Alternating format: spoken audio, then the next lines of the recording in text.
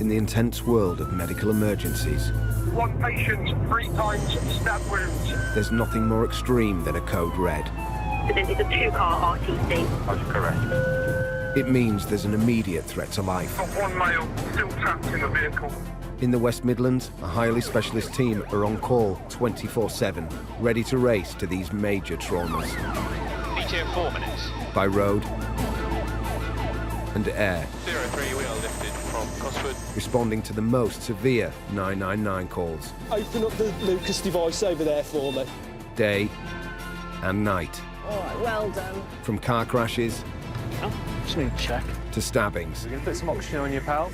Here, where time is critical, lives will be saved.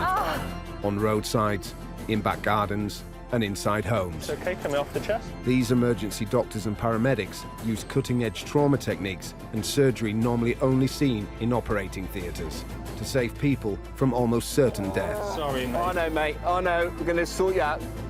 Filmed over 2 months with the critical care team, Ready, set, slide. we captured every vital second as these specialist crews work to save lives.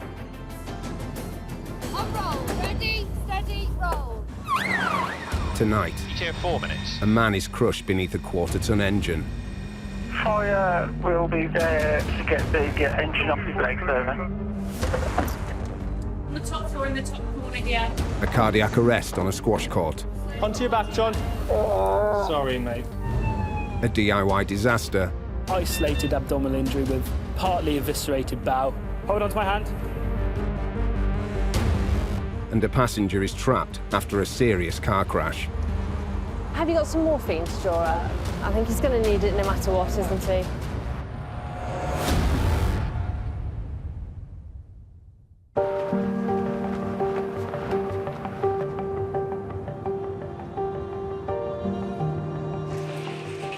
The critical care team was formed with one aim: to save more lives. Operating 24/7 and crewed by highly qualified doctors and paramedics, their fleet of vehicles are prepped with life-saving equipment and ready to scramble at a moment's notice.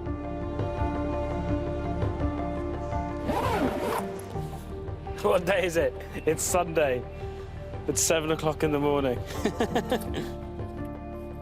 32-year-old critical care paramedic Tom Waters is about to start a 12-hour shift. We check all our kit every day, so then nothing gets missed out. I like to just make sure everything's in its special place. It all gets used on a daily basis, so make sure nothing's missing. After working in the ambulance service for 6 years, Tom underwent 18-month specialised drugs and life-saving skills training to become a critical care paramedic. In ambulance, traditionally, we'd only see a major trauma patient or someone who's suffered a significant car accident or whose heart has stopped beating maybe once or twice a year, where our job is to deal with cardiac arrests, major trauma patients on a daily, regular basis.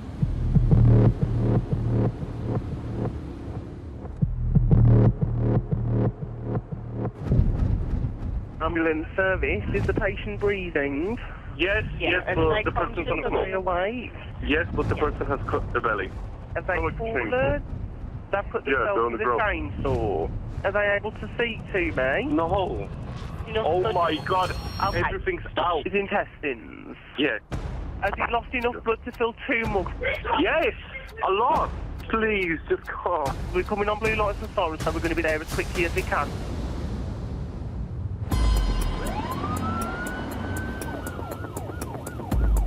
It looks like a 43-year-old male who has sustained an abdominal injury from a chainsaw, and his intestines are out on the floor. An ambulance is already on scene, but the man's injuries are so severe that they've requested critical care backup. Tom has been dispatched. It's easy to paint a picture, but you really don't know until you get there. 11 minutes after receiving the call, Tom arrives at the address. His body cam records every detail of the horrific scene. Hi, you're right. Hello, sir. My name's Tom from the Air Ambulance. What's your name? The injured man 43-year-old forklift driver Rafa is being given oxygen by the ambulance crew to try and keep him conscious as his body reacts to the shock of the 5-inch wound to his lower abdomen. Right, so with this, if you just want to cover that with that. Perfect. I'm just taking a photo of it. No, that's fine. Just in case you want it. Right then. That doesn't look too bad. It looks like it's adipose tissue Yeah. more than anything, doesn't it? The blade has sliced down through skin and flesh, exposing his intestines. Oh. Tom needs to try and keep the wound clean, prevent his intestines coming out, and stop the bleeding. Hopefully, if we can just hold it around it will stick to it a little bit. And then, if I can get you guys to put some tape around that, is that all right? Just going to stick the dressing down, Raphael, OK, just to keep it clean. OK, so this gentleman, age, I believe you already know, he's a GCS of 15 at the moment with isolated abdominal injury with partly eviscerated bowel. With such a deep wound, Tom knows Rafa could have catastrophic internal bleeding. He needs to get him to hospital fast for emergency surgery. I think my initial plan would be to get some IV access, wound management, and then convey him to the QE. The danger is that moving him may put too much strain on him and send him into cardiac arrest. How are you feeling? All right. Sam, can you get some IV access? Is that all right?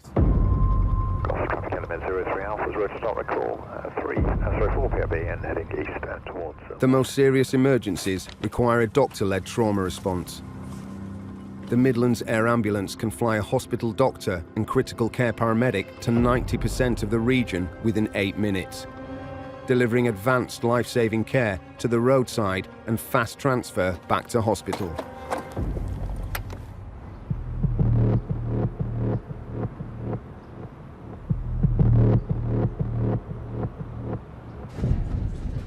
Ambulance services, the patient breathing. Yes.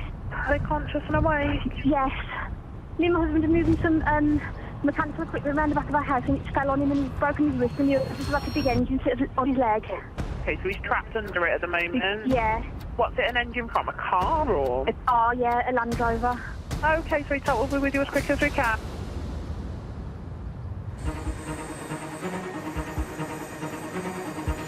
So 3 got ETA 4 minutes. Have you got any details on the case, please? Dr. Matt Rowley and critical care paramedic Karen Baker are en route to a code red emergency. Patient in the back garden who's been working on the Land Rover's engine. It's fallen onto him, trapping his by his legs. Fire will be there in order to get the engine off his legs, over. A man is lying crushed beneath 1/4 ton of cast iron. The range of potential injuries are so severe, the critical care team have been scrambled. Our point of view would be go do an assessment, look at his airway, breathing, circulation, and see if there's any immediate interventions we need to perform that may be life-threatening to him. Helimed is above the house within minutes. Okay, you think we've got, fire service, just coming down the right-hand side there. So it looks like this field here is going to be about the nearest. There's horses in that, unfortunately. We're just looking if there's anything in that. Yeah, that's fine. Yeah, okay, cool, we'll go with that. A paramedic working on a regular ambulance will only see a couple of major trauma incidents a year. All good on the left there, Cass. Yeah, all good. Thank you very much. But these guys deal with the most critical emergencies every day of the week. There's a catch there. 03 on the ground. It's now been 15 minutes since the 999 call came through. Matt and Karen are concerned the longer the man is trapped under the machinery, the more damage is being done. If they've managed to get it off quite quickly, then we'll be looking at some soft tissue damage and fractures. If it's stayed on his legs, how long it's crushed his legs for, because then you get problems with circulation. Hello. How are we doing? You all right? Says you can feel it. Obviously, it hurts. Yeah. Arriving on scene, Matt and Karen are quickly briefed by the fire service and a local ambulance crew before they can take control of the rescue. He has got a collis fracture on his left wrist as well. Okay.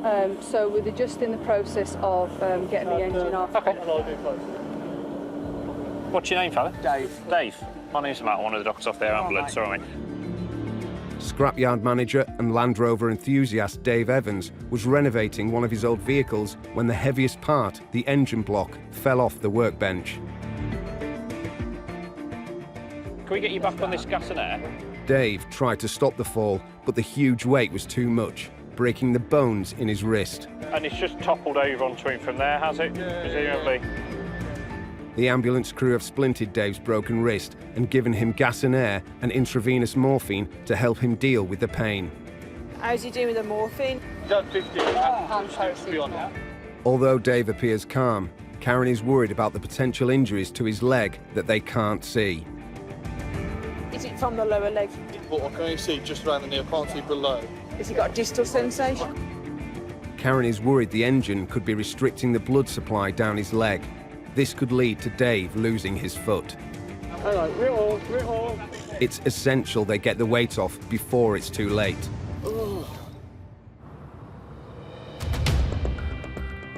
The critical care team cover an area of 5,000 square miles in the West Midlands with a population of 5.6 million people.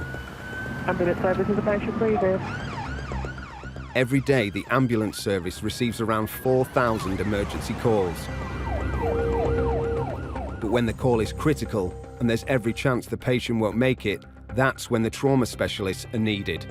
Going to the big job now. See you later.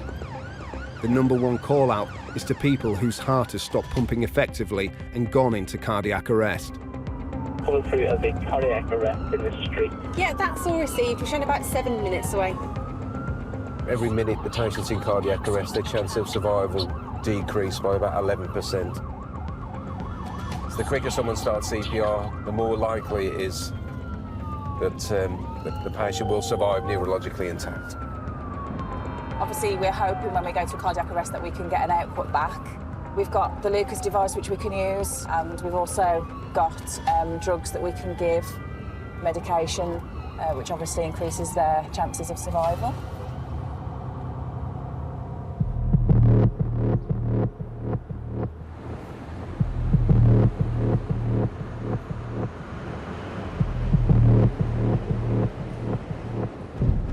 Ambulance service patient breathing.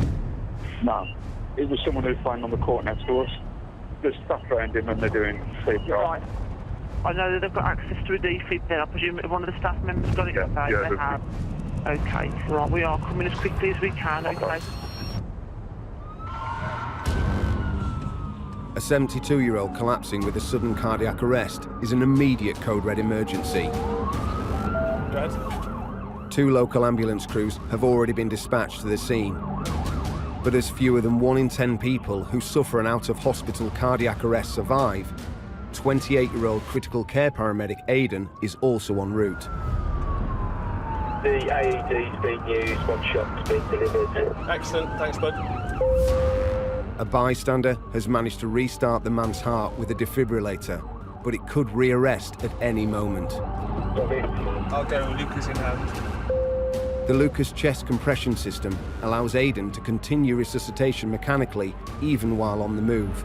It's a vital bit of life-saving kit for the critical care team. Looks like it's in a squashed court on the top floor. Arriving at the sports centre, it's now 20 minutes since the call came through.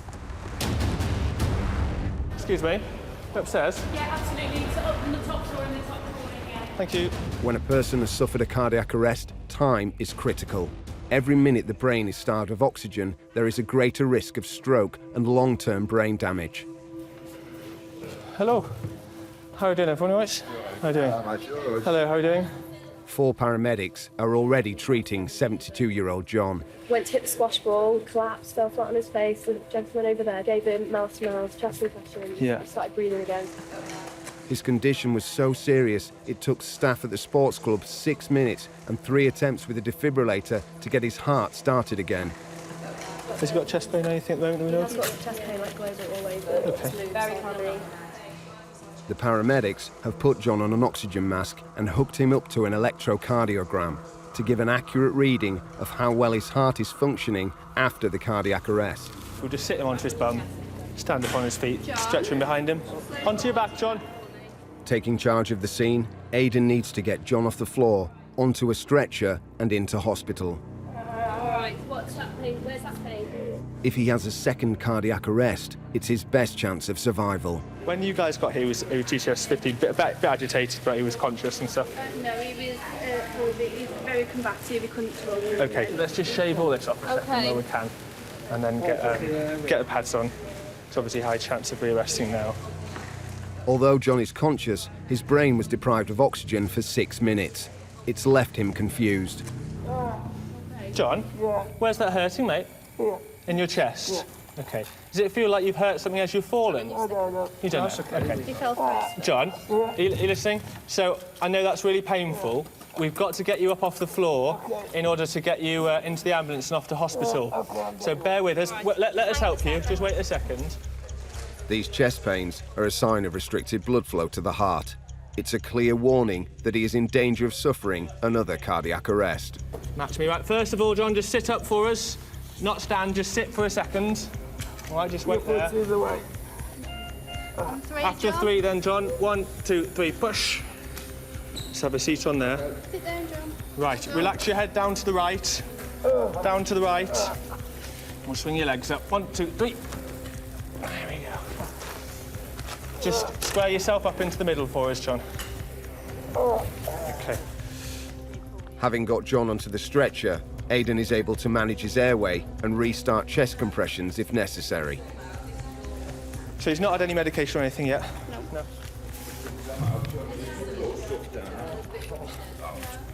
Look, I'm just going to give you a bit of a spray in your mouth. Might make you feel a little bit lightheaded, a little bit dizzy. If it does, just let us know. Okay? The tongue up for me. Lovely. And pop this in your mouth and just chew that around for me. Aidan gives John a nitroglycerine spray to expand his blood vessels and an aspirin pill to thin the blood to increase the flow around his heart. Now he's ready to start the journey to hospital. Was it yourself who did the CPR? There's a few people. Well, you guys absolutely saved this man's life, so you should go home very happy. Well done. Thank you very much.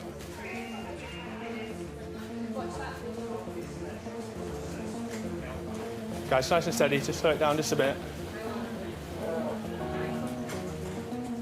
Leaving his vehicle at the gym, Aidan will travel with John in the ambulance in case he has another cardiac arrest en route. Right, it's going to be a bit bumpy, OK? He won't leave his side until he's safely delivered to hospital. Nice and steady there.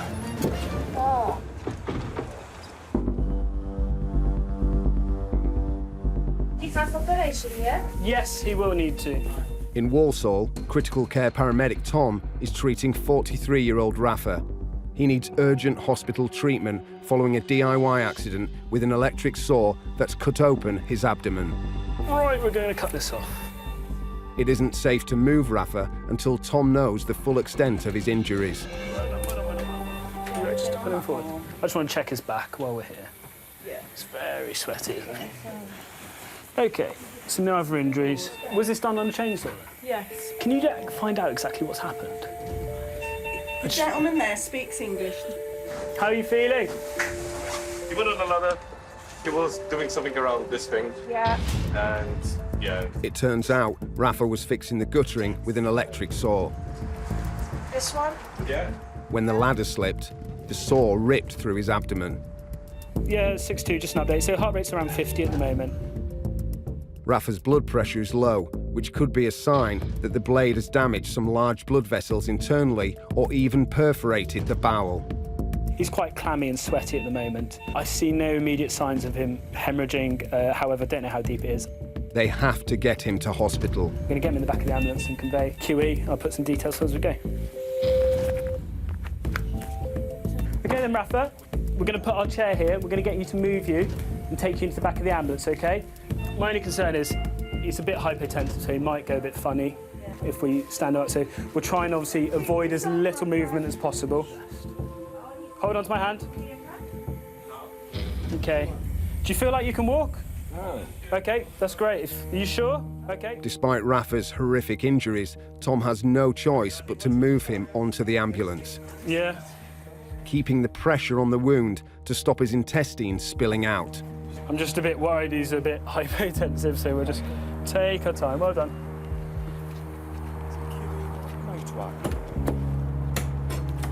OK, so up you come.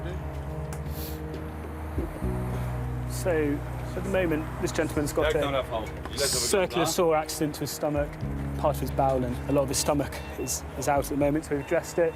I'm going to give him some drugs to stop him bleeding and pain relief and take him to the major trauma hospital in Birmingham.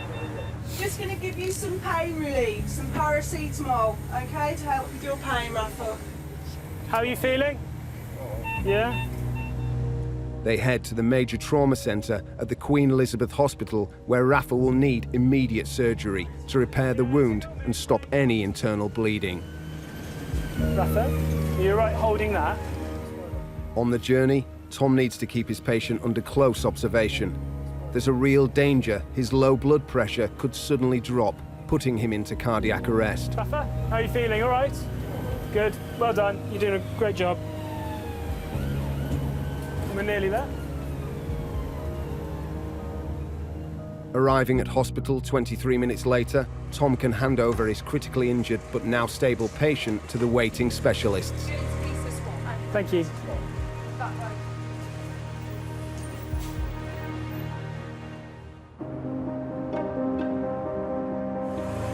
In an average 12 hours, Tom will attend around 8 life-threatening emergencies, testing his techniques, drugs and specialised equipment to the limit in some very challenging environments. I've obviously seen the worst in people and the best in people, but I've never really had an issue of taking it home. I've got a very small baby and a fiance, and that pretty much fills my life in the evenings, so... There are days where you have jobs which you get flashbacks. You know, at worst, it's always children, isn't it? But fortunately, I seem to manage quite well with that.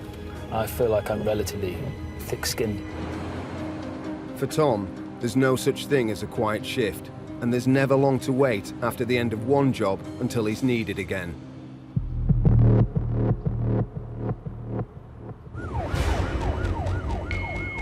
An ambulance has been dispatched to an address in Dudley for a code red emergency involving a seriously ill child, and they've requested critical care backup. 5 minutes away, and we don't know too much information, but we think it's a 10-year-old who's not very well. Sick children can go downhill very fast. A sudden onset of disease can easily overwhelm their body's vital systems, so early diagnosis is paramount. Assessments of children are generally really hard, and there's always things that can get missed. He arrives on scene 14 minutes later. I went in through the side. The paramedics have already moved the child into the ambulance. Hey, buddy, you're going to be sick. Wherever you're at. All right. It's every paramedic's worst nightmare. The boy is presenting advanced symptoms of one of the most deadly childhood diseases. I think that kid's got meningitis. Let's come off the oxygen just for a minute, guys. We'll just come off the oxygen. In Wolverhampton, critical care paramedic Aidan is battling to keep 72-year-old John alive and breathing after he had a cardiac arrest while playing a game of squash. Sorry, mate. Relax. If someone's got some morphine on this truck, if someone can draw some morphine up, if that's okay. And then we'll work on just getting a posterior ECG, see whether we can get him straight to PCI. John was without oxygen for 6 minutes before gym staff restarted his heart, which left him confused. But 27 minutes later, he is starting to become more lucid. John, so I think something's happened to your heart. Okay, so we're going to be taking you to hospital shortly. Okay, you've had a collapse whilst playing squash. Yeah. We'll take good care of you. All right. Okay. Have you ever had a heart attack or anything like that before? I had a murmur once. A murmur. Okay, you never had surgery on your heart? No. No, okay. It's now 33 minutes since John collapsed. Right, John, we're just taking a little scan of your heart. Okay. We need you to stay really still for a second. Okay, nice and still for us.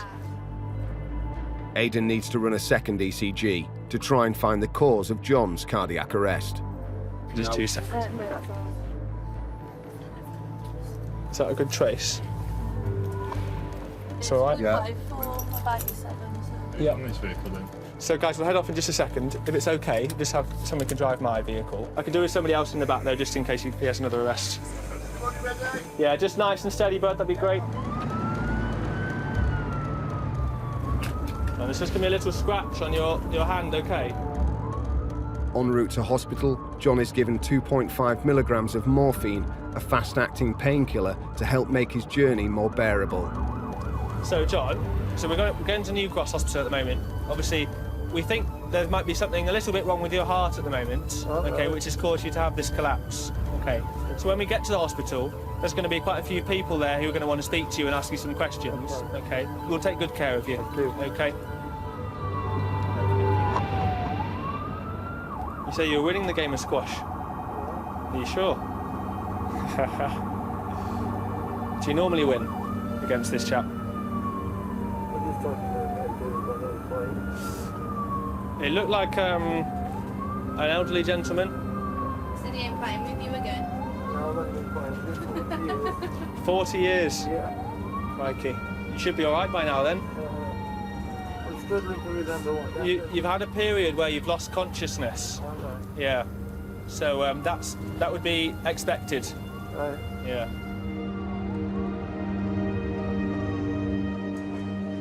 6 minutes later, they arrive at New Cross Hospital, where Aidan delivers his patient safely into the care of the waiting cardiac specialists. For John, it's been a lucky escape. Obviously had a cardiac arrest, a really serious situation. We're probably in the best situation that we could be now, considering he's had this cardiac arrest. So he's now relatively stable, his heart's beating okay, he's breathing.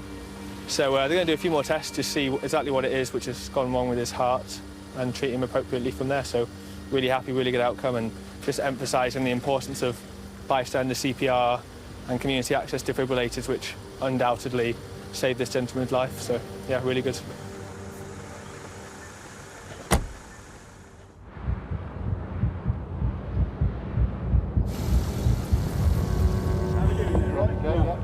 Right. 12 miles away in Stourbridge, Dr. Matt Rowley and critical care paramedic Karen Baker are on scene with 40-year-old Dave, whose leg has been trapped under a 1/4 ton of Land Rover engine for the past 35 minutes.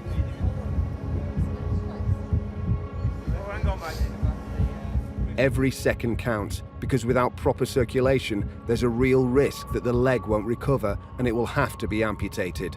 The leg can just go ischemic. You cut off the oxygen supply, and then that builds up toxins. And then, of course, when it's released, those toxins can then go into the main circulation. The fire brigade are trying to free Dave using hydraulic lifting equipment, but without a clear view of his trapped leg, it's hard to get the machinery into the correct position without risking even more traumatic injuries. Right, that's it. Really slow, deep breaths now. He's had 15 milligrams of morphine and continues to take gas and air to deal with the intense pain. Right, let me hold it. Good man, that's it. And again. Deep breaths. With the lift now in position, the firefighters and medics work together. Just tapping me, folks. My leg's loose now. Just me, folks. Good. Deep breaths, Chris. We're supposed to do this, mate. Go on. Right, sorry. Deep breaths, I say, well done. Oh. Hang on. Slow down, Chris. Just hold it down. You're going to help yourself, though, with your right? Go on, full legs. Okay. Go on, full legs. We shoot. Go on, Smash go on. it. Go on. Go on. Well done. There we go. With Dave's leg finally free, Matt and Karen can assess how badly it's been damaged. Good man, let's have a little look at it. How's your pain now that you've come out? Just because my foot's been crushed, but I don't feel like it's broke. My wrist is definitely broke. Yeah. Are you tolerating the pain at the moment? Yeah. That's a lot better. My leg feels fine. Good. Very good. Your toes a bit blue then. Give your toes a wiggle. Good man, well done.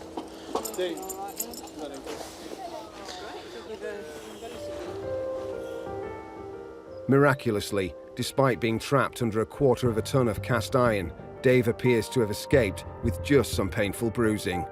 Shall we get your chair, do you think? Yeah. We'll pop him in a chair and go over the back. She gets to shout at you now. You're all right. You'll just have to do it in the house next time, won't you, where it's dry? Be all right. He's been very lucky. It's just sort of pinned his leg to the floor. He's got no serious injuries. People can come off much worse if he'd fallen on his femur, his pelvis, his abdomen, his chest. You know, his injuries could have been far more significant. Dave is being taken to hospital by the ambulance crew, leaving Matt and Karen clear to respond to the next emergency. Over in Dudley, critical care paramedic Tom has just arrived on scene, where a young boy is critically ill. You gonna be sick? Can we have you around? All right. He is displaying symptoms of meningitis septicemia, a rare bacterial infection that kills 10% of children who catch it. Oh, bless him. And sorry, he's 10 years old, isn't he? Yeah. 10. Okay. 10-year-old Harry was sent home from school yesterday with what seemed like a vomiting bug. Now a rash has started to spread across his body. See you in a bit, Harry. Your mum's coming forward with you, okay? A dangerous sign the disease is advancing fast. I am 1.2 grams, dissolved in 4 mils, 1.2 grams, 4 mils. Tom knows if his diagnosis is correct, he doesn't have long to get the infection under control before it enters Harry's bloodstream, where he won't be able to halt it. Well done, Harry. Very brave. We're going to give him an injection into his arm as well. He's going to have 2 injections, if that's all right. Tom will need to administer the potentially life-saving antibiotic there and then before they get to hospital. Well done, buddy. With a son's life hanging in the balance, Harry's mother Laura can only stand by and watch. Okay, bud. That's the first one. Go ahead. Hi, Tom Choice Bobby. Just wondered if you had any clinical update whether you required it. Yes, it's got quite a significant rash along his body. Reduced ECS. Given Ben pen now. What's the actual copy was speaking of it? So that's 600. That's 600. Yeah, so he's having 1.2. Right, then we'll get ready to go. Are you ready, mate? Tom knows it's critical they get Harry to hospital as quickly as possible, where he has the best chance of recovery. Do you want me? How about if I do the pre-alert for you, and then you could get going then, couldn't you? Fine, yeah. There you go. And I'll say 7 minutes to Russell's Hall. Immediately, the second dose of antibiotics is in, the crew prepares to leave, while Tom calls ahead to pre-alert the hospital staff. Hello there, it's Tom, one of the critical care paramedics. Can I pass you an alert, please? A 10-year-old boy. He's had a 2-day history of being generally unwell, nausea, vomiting, not his normal self, very pale, and got a clear blotched rash along his body. They're going to be 7 minutes to yourselves. Obviously, we've got a very high suspicion that he's got meningitis. For all ambulance crew, dealing with a critically ill child is the most stressful situation they have to face. Thanks to Tom's training and experience, Harry has the best chance of recovery. What that child needs is a good hospital quickly. The fact that he's got a very typical septicemic rash over his body with the history of him being unwell and deteriorating throughout the day and looking very poorly. Those factors mean he needs antibiotics and he needs a hospital very quickly, and that's all we really did. It's a very rare circumstance you go to a child presenting with those symptoms.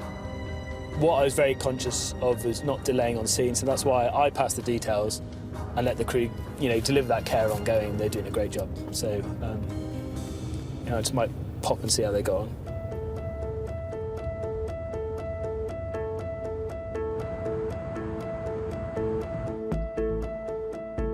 The critical care team in the West Midlands operates 24/7, 365 days a year.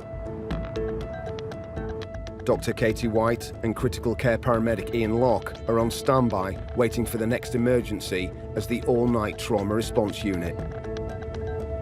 I think you get used to it. You do get used to it. I think it gets harder as you get a bit older, I think. Lockie would know better than me.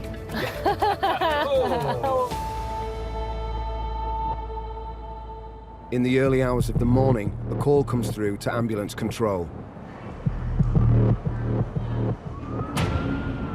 A car has been involved in a high-speed collision. a man is trapped inside with life-threatening injuries. Critical care backup is required. We've been called to a road traffic collision. We've been asked to attend by a crew in attendance to a patient who has crushed their car into a concrete wall. From spinal paralysis to life-threatening internal bleeding, the impact of high-speed collisions on the human body can be devastating. They are just pulling down the Crescent Road towards the scene now. Dr. Katie and Ian know they're going to have to get there fast if they're going to save a life. 5098, all received. Eyewitnesses report the car was seen travelling at a high speed down the dual carriageway when it hit the roundabout. We haven't got many reports of exactly what the injuries are yet, but if the crew are requesting us, then it's likely that they found something that they've got concerns about. 21 minutes after receiving the call, they are at the scene. The police have had to close the road, and firefighters are hard at work trying to free the injured passenger.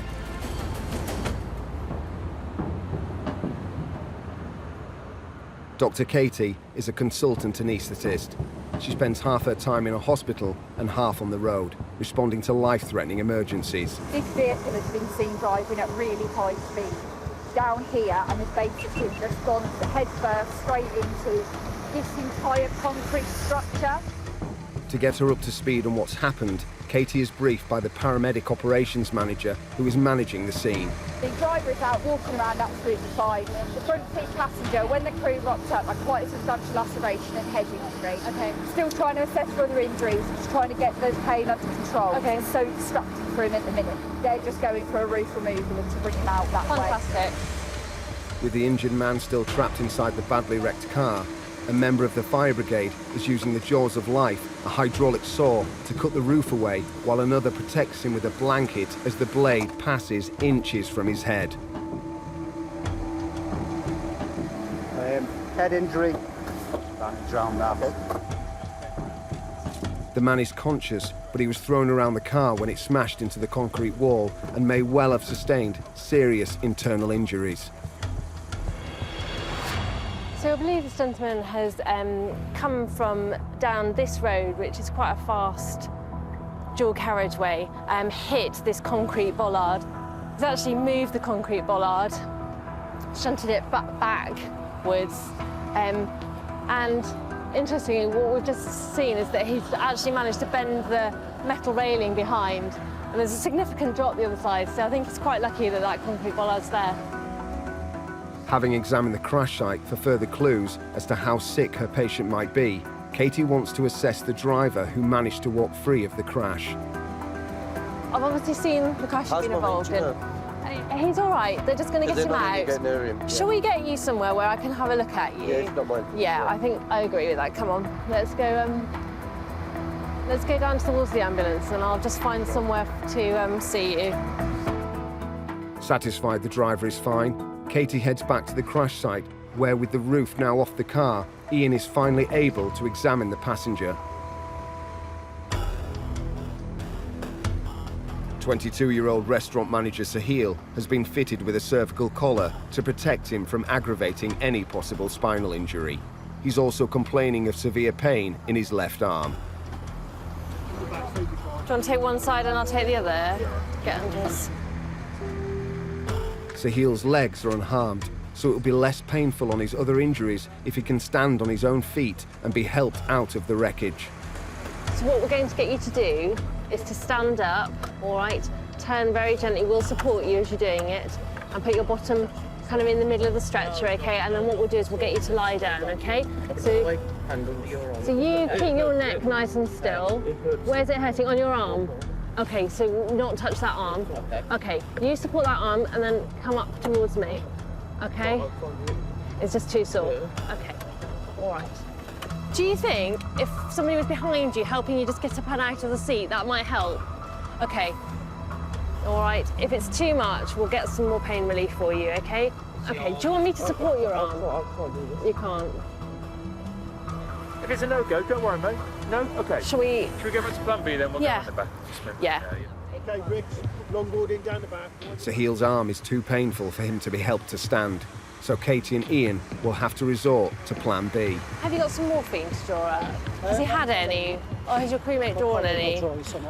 I think so. I think he's going to need it no matter what, isn't he? With Ian in charge, the fire brigade start to slide a spinal board behind Sahil before carefully levering him out. Once he's flat, he can be lifted onto the stretcher. We're just going to take him in the warm. Thank you. Lovely. There you go. No worries. How are you doing? All right? How old are you? 22. 22, okay. My name's Katie, I'm one of the doctors. All right. What's hurting at the moment? Sorry? Just his arm. So I think it's that arm. Yeah. So the options are, do you want to hold on to that? Yeah. I'm just going to cut your clothes, lovely. So we'll get some pain relief in. Yeah. Shall we splint it? Free from the wreckage, Katie urgently needs to examine Sahil. Being thrown around the car, he could have broken a rib and punctured a lung or shattered a bone in his pelvis. Take a couple of nice deep breaths. From us, it was nice and And that feels all right. Okay, lovely.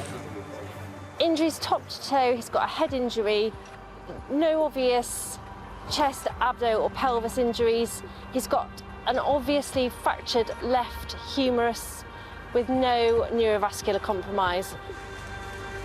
Sahil is lucky.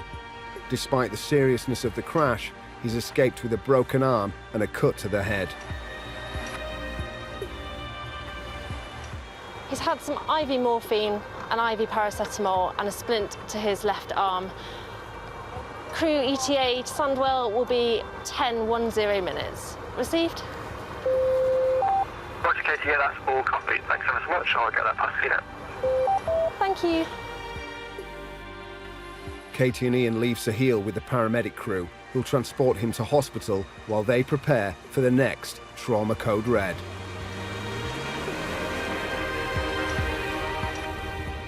Moves that concrete barrier, you'd think.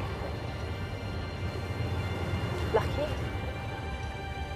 That patient needs to go to a hospital department where he's going to get a CT scan to have a look to just make sure that there aren't any other injuries that we can't see. We didn't feel he needed to go to the major trauma centre or that he needed us to go with him because I don't think as a critical care team we were going to add anything more to his care en route. He has had some pain relief. We've splintered his arm and now he just needs to go and have that thorough check over and then he's clearly going to need surgery on that arm.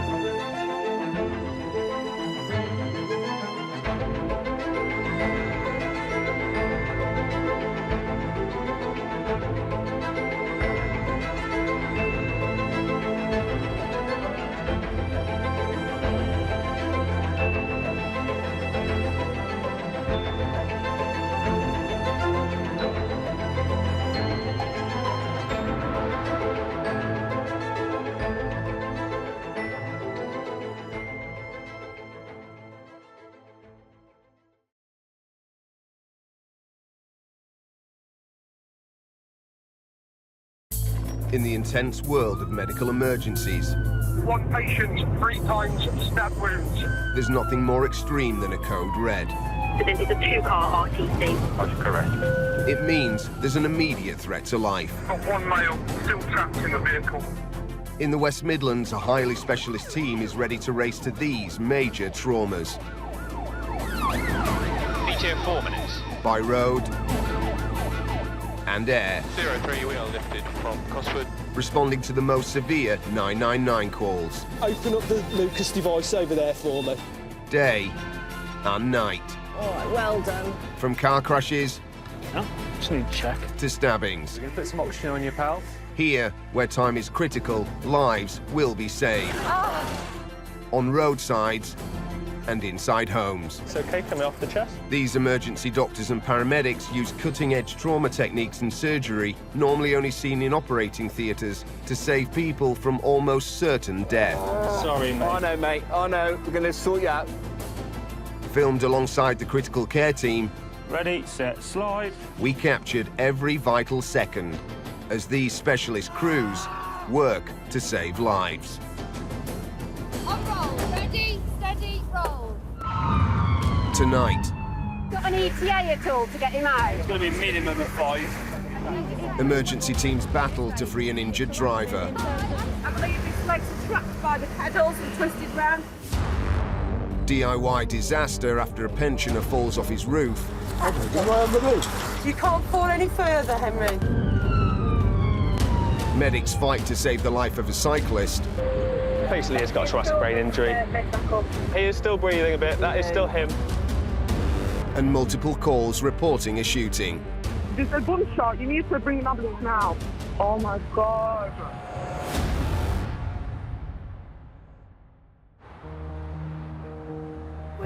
Yeah, but just from a... Just if we get another job on the way back, these hoods both got batteries, both clean to go. Back to base. At base, Dr. Polly Haywood and critical care paramedic Sarah Foley are checking in for the night shift. Right, we've got Rocurone in there, we've got fentanyl there, and we've got ketamine there. So they're drawn up, they're not used. Dr. Polly spends half her time in hospital as an emergency department consultant I feel like Tyrone Curry, actually. and half on the road, responding to life-threatening trauma. On the fentanyl, you've got the fentanyl vial, and we've got 3. Perfect. Sarah is a full-time critical care paramedic, working shifts day and night.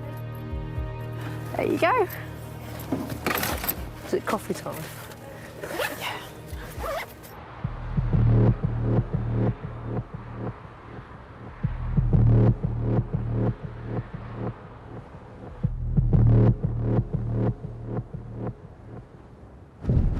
Ambulance service, is the patient breathing? Westminster Police, can you join us at RTC, please? Yeah, that's absolutely fine. Is the patient male or female? Adult male. He's still stuck in the car that he's crashed into a wall. So we're on to fire to get them to cut him out. Right, okay. I've got no idea on his injuries because we can't get into them. Right, he's stuck in the car. Yep. It's a major crash. Police, fire and ambulance are already at the scene. Now they've requested specialist trauma backup. Polly and Sarah are immediately dispatched. Go ahead. Patient is still trapped in the car with no change in his condition. Thank you, Grant. We're going to be 3 minutes. The driver has been trapped for over half an hour and the full extent of his injuries is still unknown. Trauma desk, this is Mike Delta 98, on scene. Oh, there's quite a lot of debris here, careful. Evidence of a major impact is strewn down the street. Where is now some railings, And there. we've got the car just there.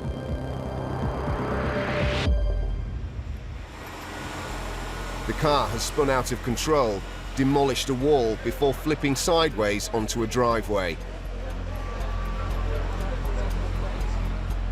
Firefighters are still working to free the driver. Got an ETA from the fire to get him out. It's been delayed every time. They just try one thing and it's not working. Polly and Sarah are briefed by the ambulance crew so they can now lead the critical care.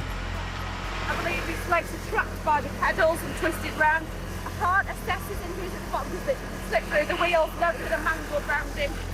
In the smash, the engine is shunted back, trapping the driver from his abdomen.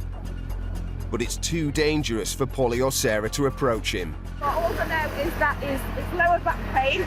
Yeah. So we might have to ked him because I can't do anything until them legs are free.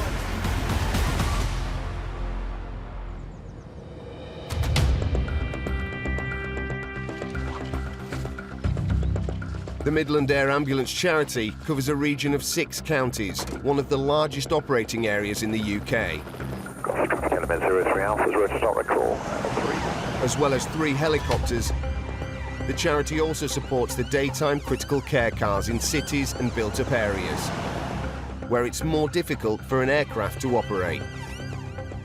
Right, Delta 98. No, mate, you're not too far from this. I think about 4 minutes. RTC motorcycle v car. That's lovely, thanks Steve. We'll go and have a look.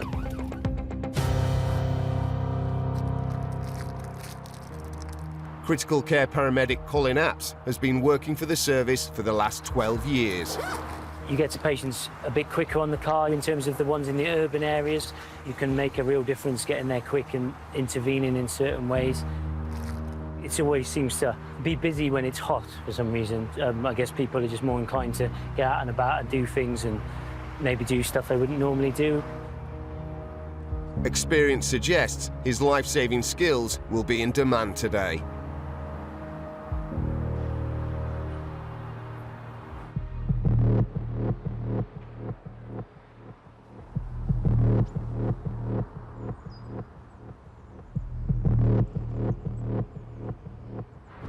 Ambulance service, is the patient breathing?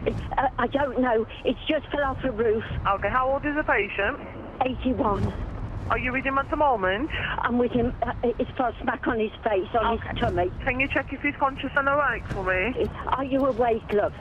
No, he's not answering. Okay, are you breathing in and out normally? No, he's not. I've got help coming to you as quick as they can, okay? An ambulance has been dispatched, but with the possibilities of a fractured skull and internal bleeding, the advanced clinical expertise of critical care paramedic Colin is also urgently needed. So we're going to an 81-year-old male who's fallen off a roof. I think it was reported that he was unconscious, so that's where we're heading at the minute. And it's very close, actually, so we might actually be on scene first. 6-2, go ahead.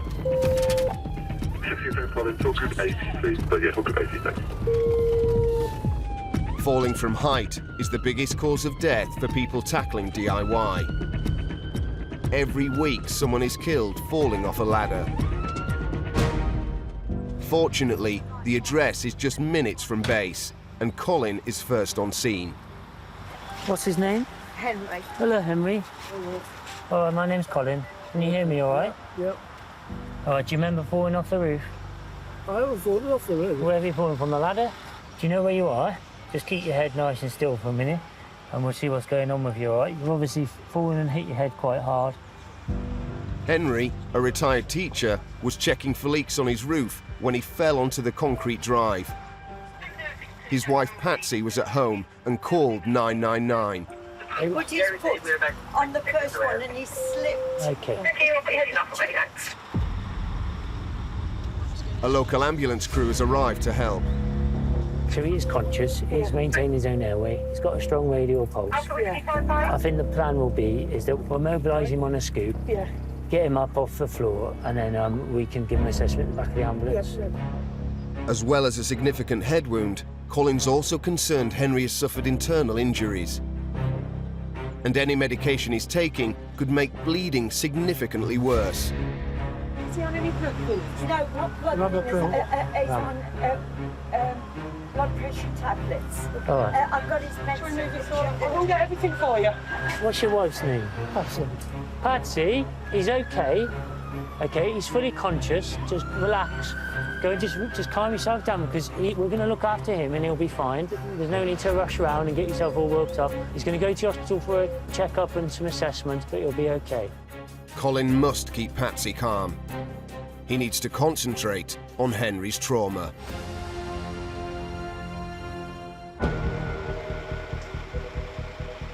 I'm just wondering, once the roof was off, how are we still lifting that engine block of his legs?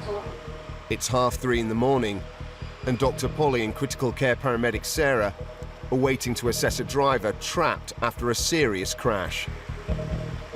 Can I just get, cannula in and stuff like that? They won't let me do anything, just get to it. They've got a spreader holding the actual car apart at the moment. Right. So it's quite dangerous. The front end is really sort of unstable. Okay.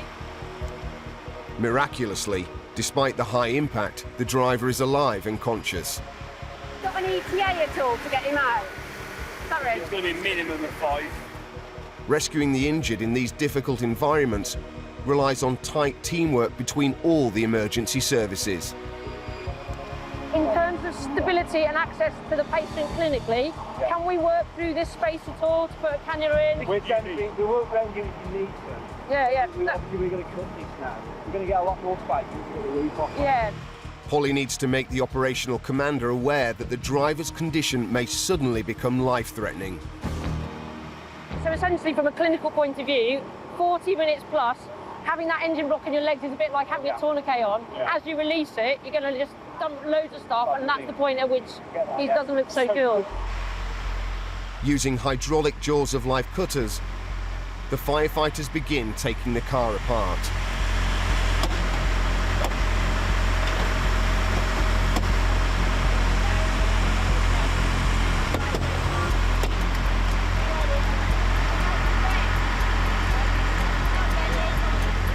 My lovely, I'm going to give you something for the pain, all right? An hour after the crash, and with the roof now off, Polly and Sarah can safely treat their patient. It's paracetamol to start with, but into a vein, so it's stronger than normal. And then we're going to give you some morphine. Have you had morphine before? Right. In a position now where we can release legs. Hey, they're going to move the dashboard off your legs now, okay? We've got a long board ready. Having given the man pain relief, the team prepare to get him out. Just going to have a little look. Is that all right, mate? No, you're right, you're right. Even if you can't move it much, can you wiggle your toes inside your shoes, okay? There's no blood around, so I'm happy that we're not bleeding and we can go. Yeah, okay, Okay. Going well. Nice and steady. Right, just wait a minute. He's got his leg very, very spread. Think about his pelvis. Sarah, has he got any pelvic pain? His legs are a real kimbo. Before moving him, Polly wants to be sure he doesn't have a broken pelvis. This could cause a catastrophic hemorrhage. Sweetheart, is there any pain in your middle by your hips? No. No, thank you. Can you come out now? You can come out now if you're happy enough. There's no broken legs. We need him out. Polly stays alongside the man in case his condition suddenly deteriorates when they move him. All right, mate, you're doing okay. All right, buddy, I know it's horrid. You're doing all right. You need to open your eyes for me, pal. That's it, good man. I know it's a horrid situation. Sweetheart, have you got any pain across your hips? In your back, in your lower back? Okay, from the middle. We're just trying to get some space to get you out, pal, okay? Stay sitting forward as much as you can. There's a hard board in behind you, okay? Yeah, of course we're going to be careful, pal. Got enough people? We'll take him to here. Yeah.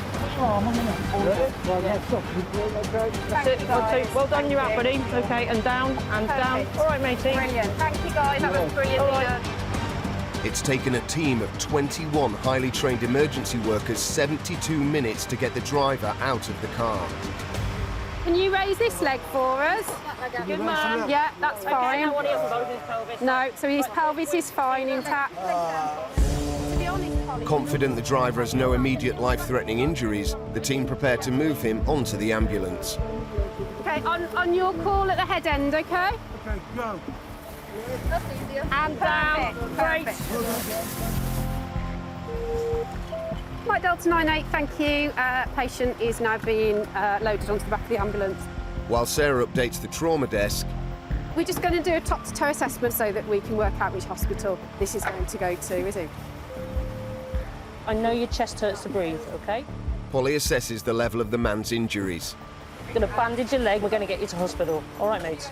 It's clear there is internal trauma. He needs an urgent scan.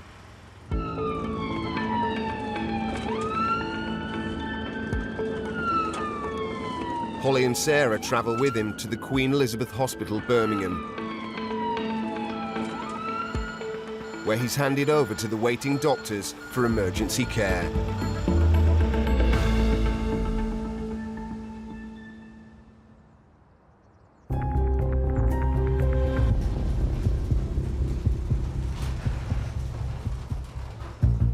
What were you doing, Henry? What had you gone up the ladder for?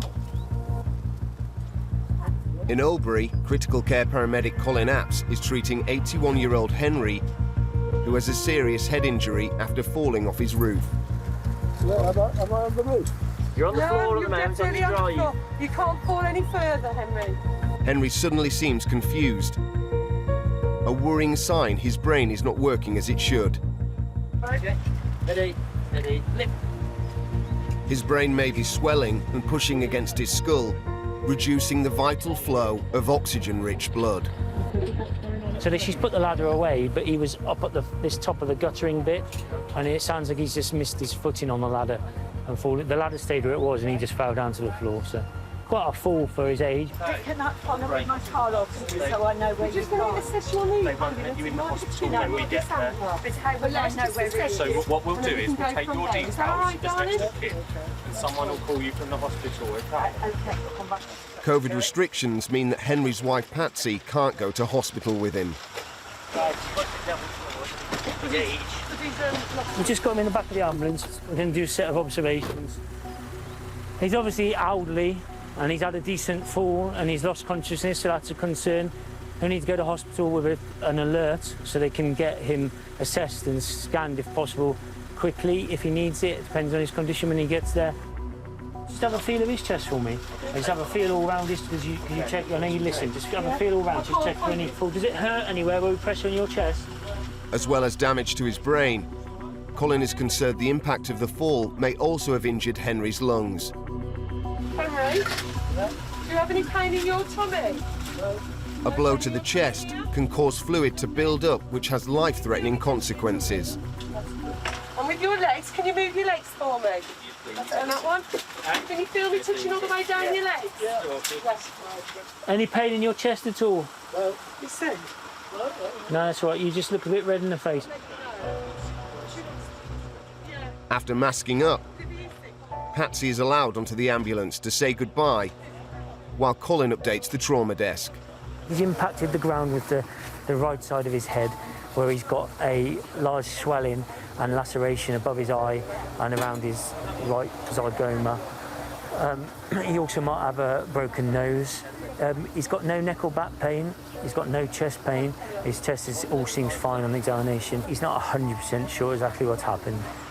To let you know we're going to stand. Colin is happy Henry is stable enough to be left with the ambulance crew for the 10-minute journey to the nearest trauma centre. They will assess his whole body. They'll make sure he's not got any injuries they haven't missed. They'll monitor his observations for a good while. They might even keep him in overnight. They might keep him in longer than that. He'll be in A&E initially, and then he'll probably be moved to a ward. So just try not to... As he is at the moment, he seems like he's recovering well. He should make a good recovery, how he seems at the moment, all right? Thank you very much indeed for all your help. All right, you take care. Sorry about this. No, you don't be sorry. We just hope he's all right, so all the best. His risk factor is his age, and that's why he's going to the trauma unit, where they can give him a rapid assessment to make sure that he's not going to deteriorate. You know, he's 81, he's fallen off a ladder. There's plenty of 20-year-olds that have fallen off ladders, so yeah, he's just got to be careful. But I should think he'll be able to get back to his DIY soon.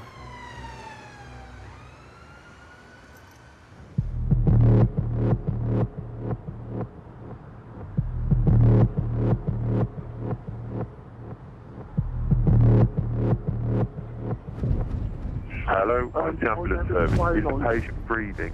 Is he breathing? Is he breathing? Yes, is he conscious and awake? He's bleeding really badly. Hello? Can you have an ambulance quickly there? Sorry, I'm a nurse. The patient's not fully conscious at the moment. He's breathing but not fully conscious. Okay, just explain to me briefly what happened. He was on a cycle and he's gone over at the junction and a car's hit him. Is the highest priority to over there as soon as we can? We have a cyclist being struck by a car, one patient. The patient is combative with head injury. So if you could leave all resources running, please. An ambulance has been dispatched, but there's a high chance the cyclist has a significant head injury. Police room attendant shutting the road off. There's no danger to the crew. Don't require any other resources whatsoever. Critical care paramedics Aidan Brown and Ryan Ferris have been scrambled. The initial reports have came through that he's unconscious and having a seizure. Likelihood that he could be a very unwell gentleman with quite a significant head injury. Reports of the cyclist's condition is so serious, a trauma doctor has also been dispatched. We've got a run time of 1 minute. When they arrive, police and paramedics are already on scene. Hello, good morning, good morning. Hi, I'm Ryan, one of the CCPs. Hi, bud. We've got a cyclist. He's very irritable now. He's got a nasty wound. Was there any sort of active seizure activity on your arrival? Yes, he's fitted. He's fitted, has he? I need you to sit still, darling. All right, sir. Try and relax for us. We've got you. The 22-year-old cyclist was on his way to work when he crossed a busy junction and was hit by an oncoming car. The force of the impact threw him into the windscreen and he landed on the road. Has he got a blown pupil? No. No, that's fine. He wasn't wearing a helmet. Eyes 1, voice 2, motor 5, so we'll give him a GCS of 8 with a high motor score. Ryan's initial examination indicates an extremely reduced level of consciousness and a life-threatening brain injury. Significant right-sided head injury. Yeah. But he has got a high motor score. No overpowering injuries, moving all limbs independently. Just very agitated. Although unconscious, he's fitting and at risk of making the injury worse. If you're happy, I think what we'll do, we'll sedate him a bit, get him relaxed. Yeah. We'll get him scooped onto the stretcher and we'll potentially just prepare in case he needs an anaesthetic and we'll get him off to sleep. Aidan quickly prepares ketamine, a drug carried especially by the critical care team to calm him down. I'll go 30 milligram potentially initially, just to try and get him relaxed. Okay. Just hold that still for us, mate. Sorry. Let's just get a monitor. We've got the monitor there. Ryan, are you happy with the primary survey? Sorry, primary survey-wise, yes. Yeah. Chest moving equally. Yeah. You've seen him move all his limbs. Yeah. He's both straight leg raised independently. Okay, cool.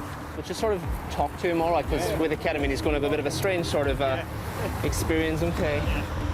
The man is so seriously injured, he needs to be put into a coma. But there must also be a trauma doctor present to administer the anaesthetic.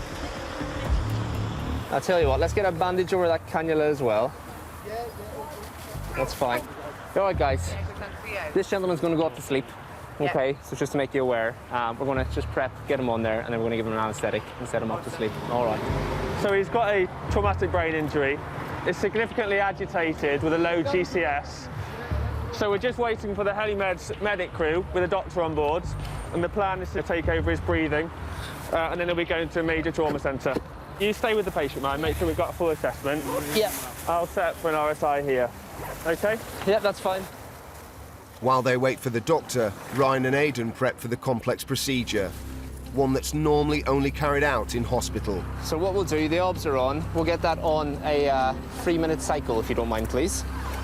The cyclist is still in a very unstable and agitated state. Have you got the ketamine still? Yeah. His blood pressure's fine. He's starting to fight us a bit more. Are you happy if I go for another 20? Yeah. Guys, just going to give him a little bit more ketamine, all right, just to relax him. Thank you. Have you got a rough ETA, please?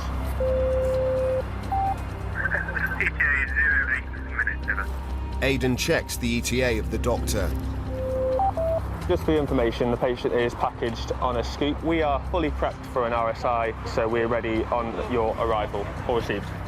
Any delay could be fatal. Thank you. 7064-203 over. The patient appears to have a traumatic brain injury, significantly reduced GCS and agitation. Okay, everybody happy? Right, okay, guys, so I'll take over from here. So we need 2 people going to do an RSI, so he's going to anaesthetise him. Okay, the doctor's just a few minutes away. A trauma doctor is en route, while the team at the scene prepare to put the critically ill man into a coma. This should reduce swelling and prevent any further brain damage. So just pop that out the way if that's okay, mate. Okay, so hopefully we'll get that reading in a second. We should have everything pretty much good to go. That's okay, I've got it here, yeah. Yeah, so just wait until we get some end tidal. That suction's all good to go. So observations are okay. We're in a good position in that sense. So as soon as we get some more ketamine, it'll stay a bit flatter and we can prep for the RSI. Managing the patient's airway during the procedure carries a high risk of COVID transmission, so the critical care team must wear level 3 protective suits. Okay, I'm going to take over this, okay? Okay. Thank you. Okay. Okay, are you happy? Happy, thank you. I'm going to go and get level 3, Ryan. Yep. So everything else should be good to go. With everything now prepped, a second critical care car arrives with a trauma doctor on board. Aidan quickly briefs him. It's been quite agitated, so it's had some ketamine. Everything's ready, including the drugs. Yeah. So pretty much, as long as you make a quick assessment, whatever. Yeah, it's he's good on to this go. one now. All right. Dr. Jake Turner can now oversee the life-saving intervention.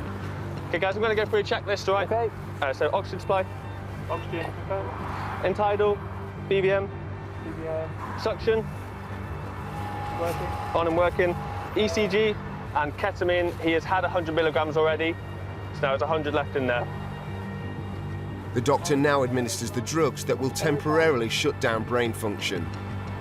Yeah, feels fine to ventilate. He is still breathing a bit. That is still him.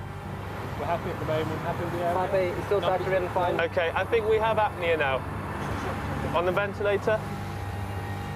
At the point where the man is paralysed and no longer able to breathe for himself, Ryan must insert a breathing tube down into his lungs. Okay, right. Thank you. Suction is here. Cheers. Got it. Okay, got a grade 2 view, please. Of the bougie. You have the bougie. Thank you. He has just 5 minutes to start ventilating, otherwise he could die. Hang on. And the I have the bougie. Bougie through the cords, that's 23 centimetres at the teeth. Okay, Ryan, you want to hold left hand, right hand? Left hand, please. Happy with this? Happy, thank you. Thank you for that, I'll Aidan. sort the vents inside, shall I? The team have successfully anaesthetised their patient and taken over his breathing. Okay, so end tidal 6, so I'm just going to back a little bit more, bring it down. Okay, guys, vent is set up inside, ready to go. He's now ready to be taken to the nearest major trauma centre. So, happy, he's on about 480 volume. You happy to bring his rate up slightly? Yeah. Just with that end tidal. 6-2, thank you. Atlas, when you're ready. Aidan puts in a call to alert them of his arrival. Thank you. Approximately 20-year-old male, traumatic brain injury, treatment given. He's had TXA. He's had an RSI with rocuronium and ketamine. ETA to the QE is 12 minutes from now. Ryan and Dr. Jake travel with the man to provide continuous critical care throughout the journey. GCS initially, eyes 1, voice 2, motor 5, GCS 8, so he had a high motor score. The paralysing effect of the anaesthetic lasts for less than 30 minutes, so they have to constantly monitor to avoid any conflict between the patient's natural breathing and the ventilator.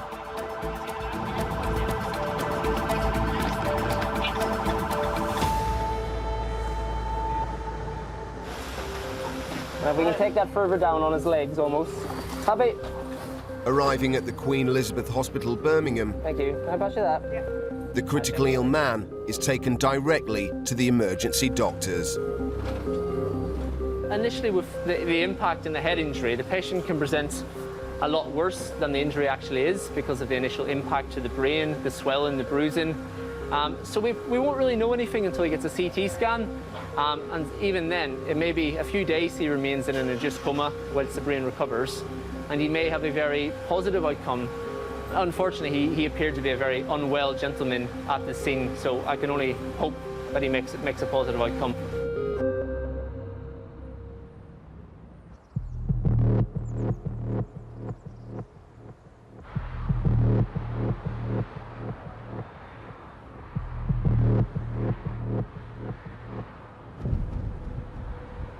Ambulance service, is the patient breathing? Can I have an ambulance? Is the patient breathing? I don't know if the patient's breathing. There's been a gunshot. There's a gunshot. You need to bring an ambulance now. Oh my God. What's he just? No, I don't know his name. It's near like a field. There's another call coming through. Yeah, I've got it. Black patch car. Yeah. Did she say what had happened? Gunshot. Every year in England, around 30 people die and over 160 are injured in shootings. With the possibility of a major incident, the police firearms unit has been dispatched, and so too have the critical care team of Dr. Ravi Chauhan and critical care paramedic Richard Apps. The information is a bit sketchy. It sounds like the call might have come from the firearms unit saying that shots have been fired, but that's the only information they've got. Then there's lots of other calls that are apparently coming in, but we haven't really got any information on patients at the moment. So that's firearms that have just gone flying past us. Emergency teams are racing to the incident, but in dangerous cases like shootings, ambulance crews and the critical care team meet at a rendezvous point until police make the scene safe.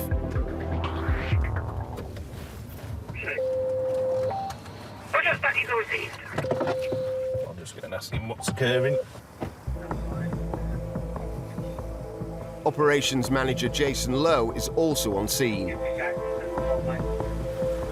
Right, so... Have we got patient info at all?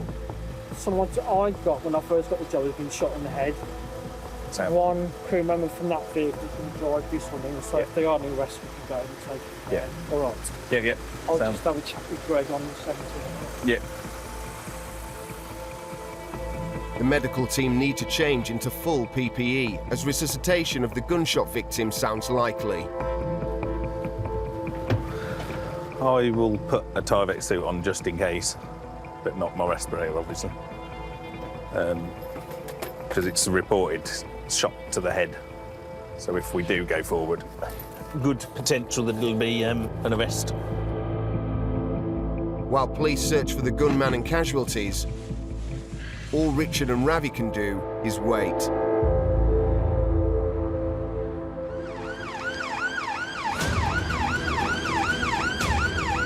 The critical care team in the West Midlands operate 24/7.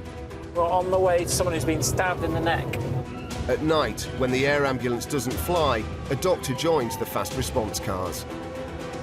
Look at me. I'm going to get you onto the ambulance, OK? Tonight, Dr. Matt Rowley is on shift with critical care paramedic Jack Lewis. Good evening, Grant. We're just going to get some caffeine, mate. Obviously, all checked available and waiting for your call. Hello, mate. There is literally a job that's come in for medic request. If you are good to go. Yeah, send it through.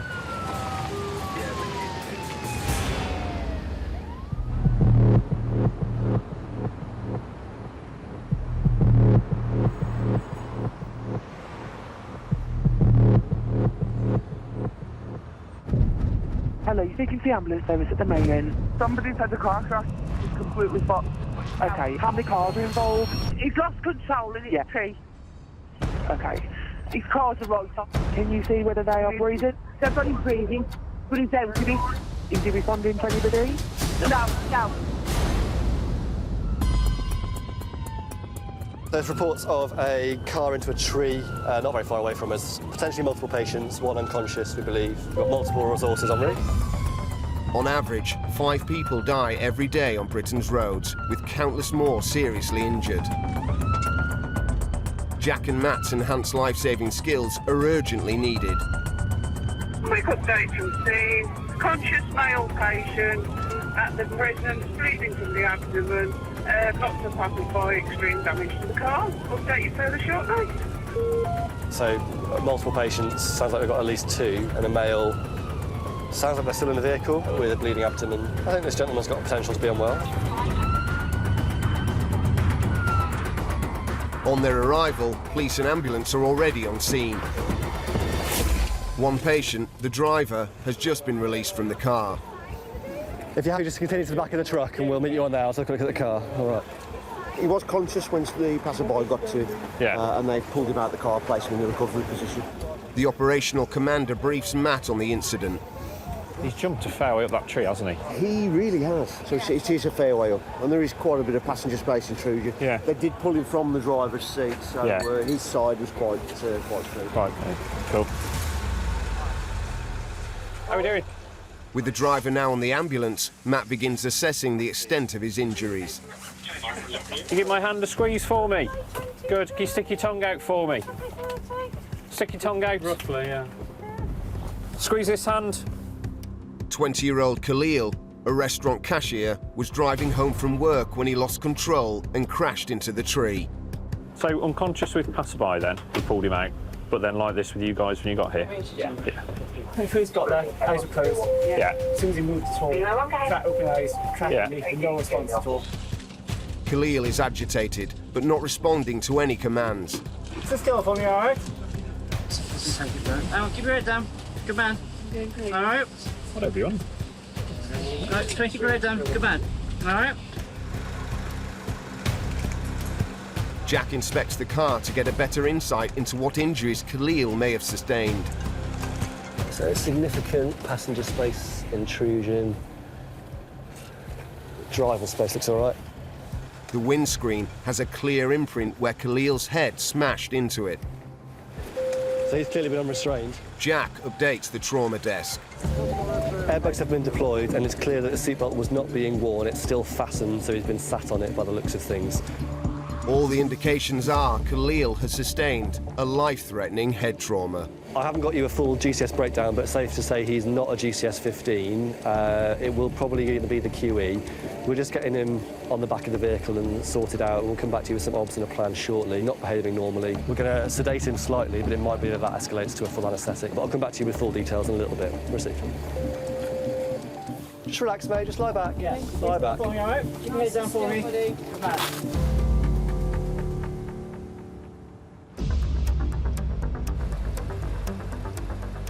9660. You want to just snapshot that for us? We've got BM5. BM5, cool. You can see from the vehicle that all the impacts have been taken on the passenger side, which is probably the only reason he's still alive. Although he's not been wearing his seatbelt, so he's clearly been thrown around in the vehicle. We can't see anything obvious in terms of fractures or huge wounds, but his behaviour is certainly not normal, potentially consistent with a head injury, like a closed head injury. So our first step is we're going to just give him a little bit of sedation so that we can assess him properly and calm him slightly. And then if needs be, it might be that becomes a full anaesthetic, but he's certainly gone through a significant mechanism of injury there. So we're going to give him a bit of ketamine, just see if we can get him chilled out a bit. Yeah. Okay. If we can't get adequate control of some ketamine, then we'll put him off to sleep. Sit still for me. Good man. You smell any alcohol at the top end? No.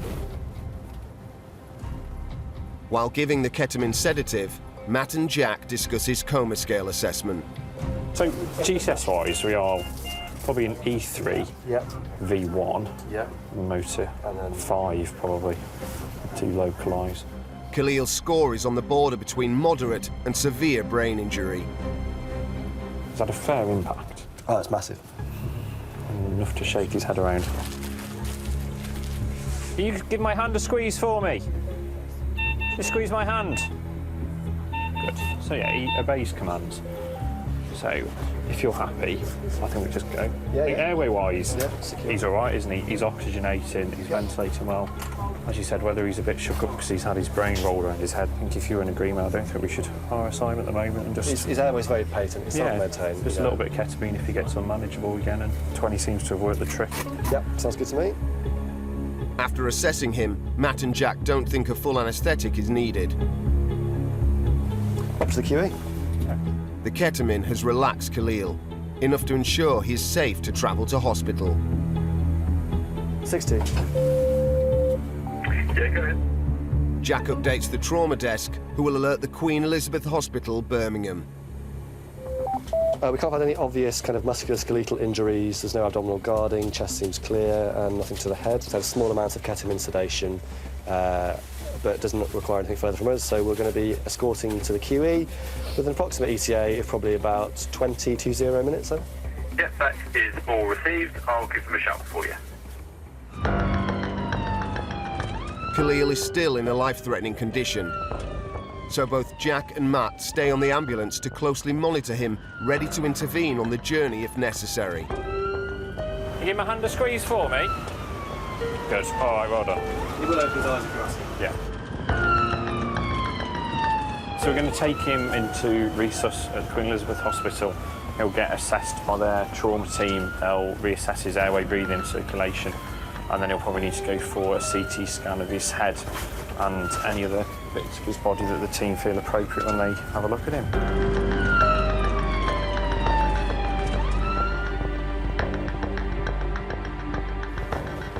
At the Queen Elizabeth, the critical care team hand Khalil over to the trauma doctors for the next stage of his emergency care. It's a massive impact, massive mechanism. Even we don't see that type of mechanism that regularly. And although we get a lot of RTCs, generally if people are wearing their seatbelts, they generally do okay. But as soon as people stop wearing their seatbelts, those are the ones that tend to come across our door a little bit because they generally have more significant trauma, more significant injuries that require our support. Anyone involved in that type of incident is lucky to be alive. You know, if the car had hit the tree on the other side, then, you know, he probably would, you know, that would have probably been a fatality.